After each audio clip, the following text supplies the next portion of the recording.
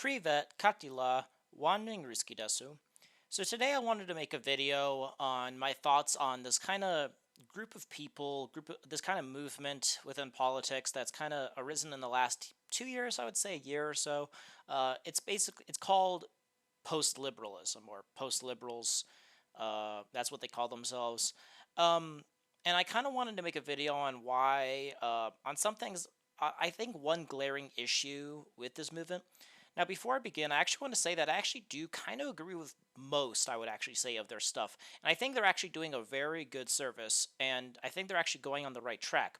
Because I think one of the biggest problems of the current political era, in terms of trying to debate leftists and the people who want to destroy everything that's good about society and all the people, and trying to just basically turn us into a globalized soup that the elites control.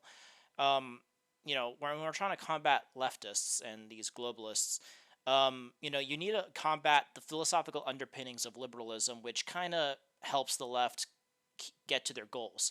If you fight on their turf, they're going to win. Because if you accept their philosophical premises, you lose, and they're going to win. And so, in order to debate them, in order to have your own vision, you need to kind of counteract a bunch of Enlightenment principles. And this is where their main kind of, these post-liberals modus operandi is basically like, hey, we're going to try to combat the core philosophical underpinnings that have led to us to this situation in the present moment, which is the Enlightenment, or which has led to liberalism. And you cannot, and in that respect, I think they're absolutely right. And I salute them in them trying to address kind of the Enlightenment points. And they basically, that's kind of how I've been. I'm a more social conservative and also a economic someone who doesn't believe in total free markets. And there's never been kind of a camp in the mainstream for me. And so in that type of worldview, in terms of undermining the Enlightenment, or at least changing it somewhat, is something that needs to happen. I actually plan on making a series on that, trying to modify the Enlightenment. So you might say, well, if you agree with what they're trying to do at the fundamental level, then what exactly are they doing wrong? What are they, what exactly do you have a problem with them? There is one big issue that, so I've been kind of following them on Twitter, on YouTube, kind of reading their books. And one thing I will say that from my maybe I'm wrong. Maybe if I actually talk to them, I'm not someone who's in these circles. I just kind of follow what they say. And one thing I've noticed, and this is just my observation, is that they ignore one of the biggest lies of the Enlightenment that has led to one of the biggest problems of the current age. That being that the idea that everyone is created equal. And from that extension, that every single person should have equal capabilities, and that beyond that all the groups of people, all the races of mankind, men and women, are all equal, and are equal in every way. There's no difference, and the only difference comes from society. We are a blank slate, and we are born into inequality. And one of the big pillars of liberalism is that if you give people freedom, they will have equal outcomes by naturally. You don't even have to force it.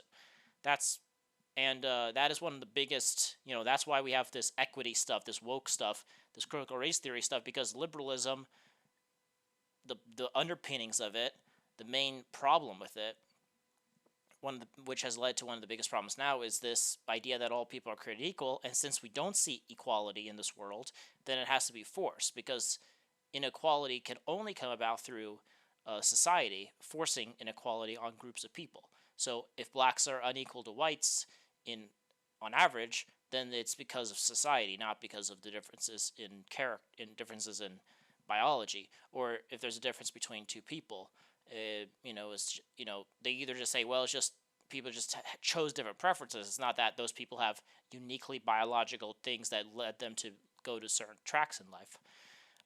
And I think from reading post-liberalists, they talk about like human rights, how, like we have to it's not just freedom, it's about ordered freedom, ordered liberty, instead, and things like that. They kind of go after a lot of ideas, but that's the one thing they ignore, which is one of the biggest problems, is this idea that they basically ignore the idea that all people are created. And actually, in a lot of cases, they actually embrace it. They're like, yeah, we actually believe in universalism.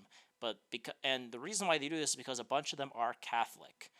Now, I have nothing against Catholics, but basically they're using their religion to delude themselves about the nature of reality. And basically they think everyone could be equal, and and I think that any movement that ignores the race, that ignores the critical, this racial component of of the West, that's leading to a bunch of problems, and how this racial strife, uh you know how the like diversity basically destroys nations, and then also how just how this leftist idea that all racial groups are equal. If you ignore race, and if you ignore this threat coming from the left, you're basically useless. You're missing one of the key pillars of why from the Enlightenment that led to the current problem. And so, if you're gonna have this post-liberalism, you can't just ignore the most pressing issue, one of the biggest pressing issues from that. It's like saying, okay, we're going to tackle a problem. There's the most biggest problem, the second biggest problem, the third biggest problem. We're going to encounter the medium problem and the small problem, not the big problem. It's like, well, if you want to go all in on fixing the problem, you have to address all of it, not ignore one. you know and so I think that's one thing post-liberals need to kind of get better at, and where they kind of get off the track, so where they ignore race and ignore how that impacts the society, and also how this liberal idea that all people are created equal is actually leading to a lot of this liberal delusions in terms of what we see right now with the Great Awakening, trying to trying to create equal outcomes. Now the thing is that you don't have to be now, as you know, I'm an identitarian. I'm a nationalist. I do believe in that's race is a big thing, and not just ethnicity. I'm culture, language, religion, customs, and traditions. As I mentioned in my identitarianism video, and what it means, it's basically the core element of, I think, the world is that the human race is different, and they get to divide themselves into different nations for their own unique people. Now, with that being said, you don't have to be an identitarian, but I think any right-wing movement worth its salt, you know, especially for people who are trying to be radical like post-liberals, you have to acknowledge and come to terms with race and how you're going to combat that. You don't have to be like, oh well, you don't have to be someone who like me who realize puts a big emphasis on the different groups of mankind being able to secure their own existence through self-determination. But you don't have to be like that. But you have to say, hey, there is a racial problem in America, and there's in the Western world in general, and that the races of mankind are different. They'll have different outcomes, and the humans are different too.